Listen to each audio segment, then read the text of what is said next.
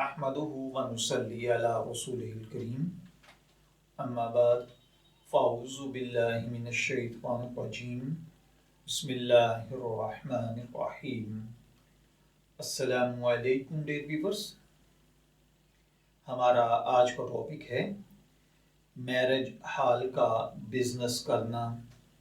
یہ ایک سوال ہے جس میں ایک بھائی نے پوچھا ہے کہ کیا شادی ہال یا لان کا بزنس کرنا جائز ہے یا نہیں؟ کیا اس بزنس میں شرکت پاکستان میں حلال ہے یا حرام؟ کیونکہ بہت سی شادیاں اب ایسی ہونے لگی ہیں جن میں ڈانس ہوتا ہے، پردے کا نظام نہیں ہوتا، یا البتہ پاکستان میں الکوہل سروس تو نہیں ہوتی، تو کیا ان میں کمائی گئی آمدنی حلال ہوگی؟ بزنس کی صورت اس کی کیا ہوگی؟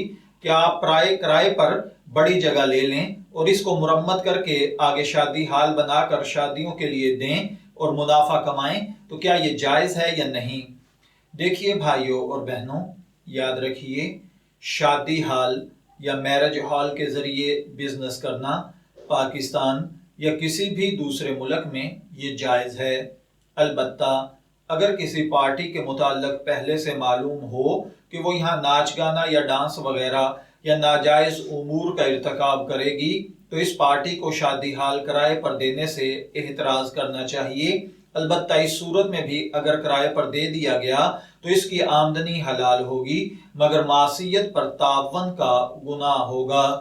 میں دعا گو ہوں کہ اللہ تعالی ہمیں ان باتوں کو سمجھ کر ان کے مطابق عمل کرنے کی توفیق عطا فرمائے۔ شبیر احمد کو اجازت دیجیے، پھر حاضر ہوں گے کسی نئے ٹاپک کے ساتھ۔ تب تک کے لیے اللہ حافظ۔